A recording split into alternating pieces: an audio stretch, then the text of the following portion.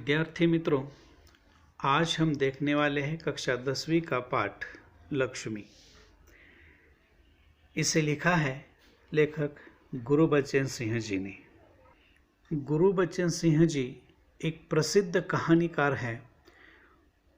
इनकी कहानी लिखने की भाषा सरल और प्रभावी होने के कारण बहुत ही रोचक कहानी बन गई है। प्रस्तुत लक्ष्मी यह कहानी एक संवादात्मक कहानी है।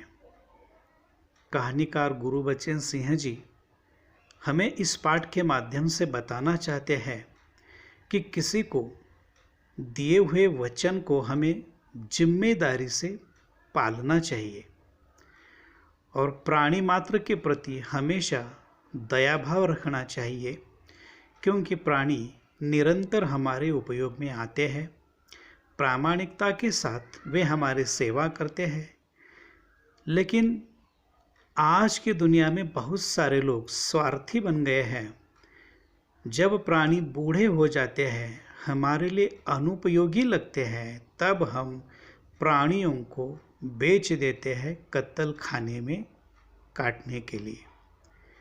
तो यह जो भावना है, स्वार्थ भावना नहीं रखनी है। प्राणियों पर हमें उदात्त प्रेम करना है और उसका पालन पोषण दिलो जान से करना है। तो चलो शुरू करते हैं लक्ष्मी। उस दिन लड़के ने तैश में आकर लक्ष्मी की पीठ पर 4 डंडे बरसा दिए थे। वह बड़ी भयभीत और घबराई थी।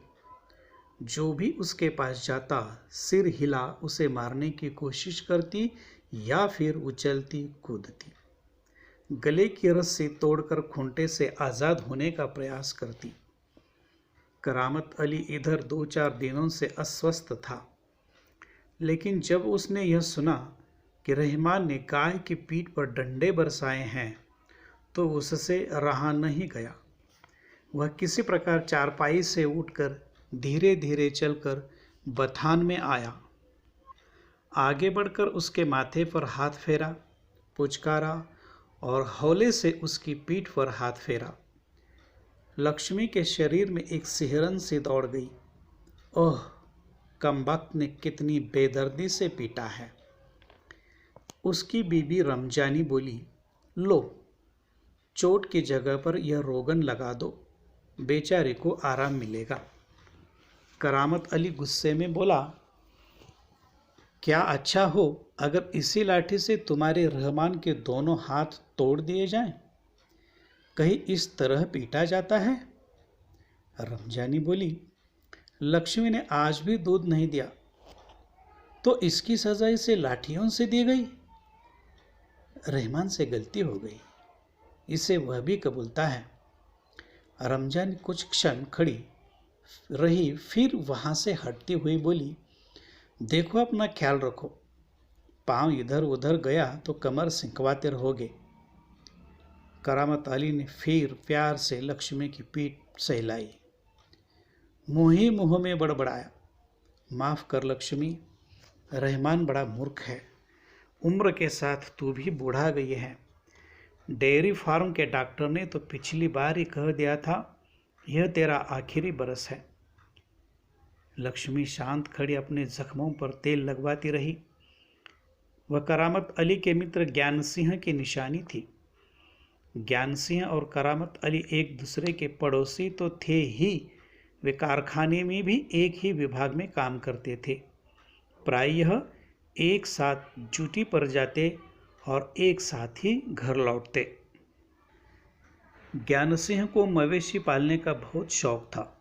प्रायः उसके घर के दरवाजे पर भैंस या गाय बंधी रहती। 3 बरस पहले उसने एक जर्सी गाय खरीदी थी। उसका नाम उसने लक्ष्मी रखा था। अधेड़ उम्र की लक्ष्मी इतना दूध देती थी कि इससे घर की ज़रूरत पूरी हो जाने के बाद बाकी दूध गली के कुछ घरों में चला जाता। दूध बेचना ज्ञान सिंह का धंधा नहीं था। केवल गाय को चारा और दर्रा आदि देने के लिए कुछ पैसे जुटा लेता था। नौकरी से अवकाश के बाद ज्ञान सिंह को कंपनी का वह मकान खाली करना था। समस्या थी तो लक्ष्मी की। वह लक्ष्मी को किसी भी हालत में बेच नहीं सकता था। उसे अपने साथ ले जाना भी संभव नहीं था। जब अवकाश में 10-15 दिन ही रह गए तो करामत अली से कहा, मियाँ, अगर लक्ष्मी को तुम्हें सौंप दूं तो क्या तुम उसे स्वीकार करोगे? मियाँ करामत अली ने कहा था, नेकी और पूछ पूछ, भला इससे बड़ी खुश नसीबी मेरे लिए और क्या हो सकती है। करामत अली पिछले 1 वर्ष से उस गाय की सेवा करता चला आ रहा था।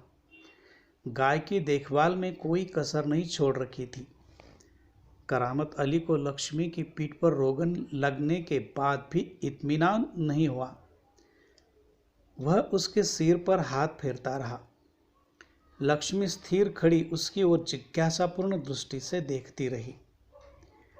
करामत अली को लगा जैसे लक्ष्मी कहना चाहती हो, यदि मैं तुम्हारे काम की नहीं हूँ तो मुझे आज़ाद कर दो, मैं यह घर छोड़कर कहीं चली जाऊंगी। करामत अली ड्यूटी पर जाने की तैयारी में था।